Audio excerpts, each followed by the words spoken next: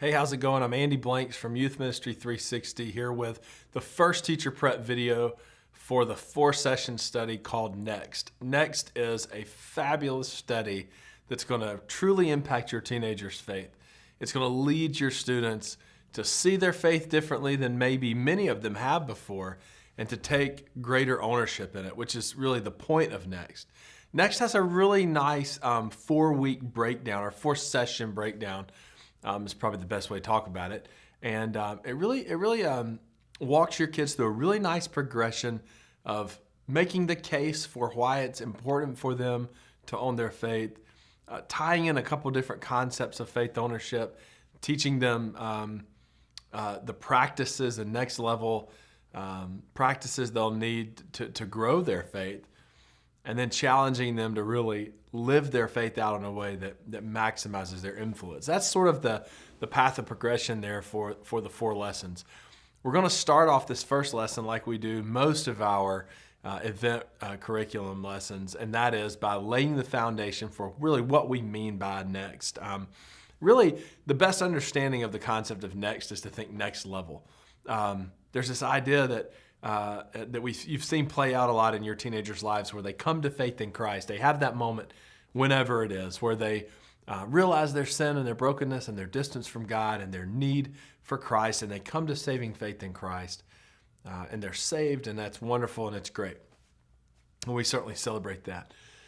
For some of our students, for many of our students, depending on where you serve and your context, but for a lot of our students, their stories kind of stop there, or they stop there for a while, and maybe they pick up their faith later on and to grow it. But a lot of our students, that they come to salvation in Christ, and then after a while, they're just sort of in the same place they were, from a spiritual maturity standpoint before they came to know Christ, or at least in those early stages.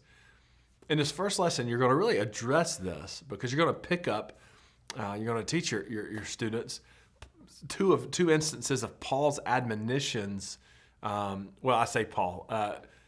If you try to peg me down, I'm one of the guys in the camp that thinks Paul probably wrote Hebrews, but we definitely don't know. So I say Paul there, but the writer of Hebrews and then Paul in Corinthians. We're going to look at 2 of these admonitions of people who should have grown in their faith, right? And who haven't. So picking up with the writer of Hebrews.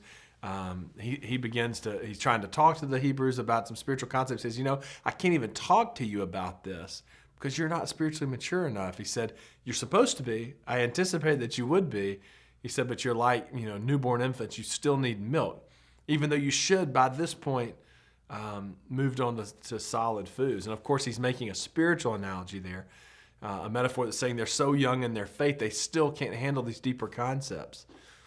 They're still elemental. And then Paul echoes the very same language in his letter to the Corinthians. The very same language where, again, he just talks about this idea of being spiritually immature, being like little babies who can only handle milk and who aren't ready for the meat of deeper spiritual truth. We use those 2 passages to make this case that we're called to not only come to faith in Christ, but to grow in our faith. There's an expectation of growth, of spiritual maturity. For so many of our students, they're at a point where they do not own the burden of their spiritual growth. A parent does, a youth pastor, another adult in their life, a grandparent maybe, is the primary sort of leader of their faith development that's pushing them to grow. We want your students, and I know you do as well, to be the primary owners of their spiritual growth, of their faith, to be the ones who are most concerned with their own growth. That's the heart of the message of Next. That's what your first lesson is going to begin to do, is lay this foundation for them. And you're going to build on that foundation. But the goal of this first lesson is to communicate the idea that growth is expected. It's not enough just to kind of come to faith in Christ, that the Lord wants us to grow in our faith and to own our faith and mature in our faith. Ultimately, we're going to show them the purpose of that is so they can be used by God. But in this first lesson, we're just going to hammer that point home.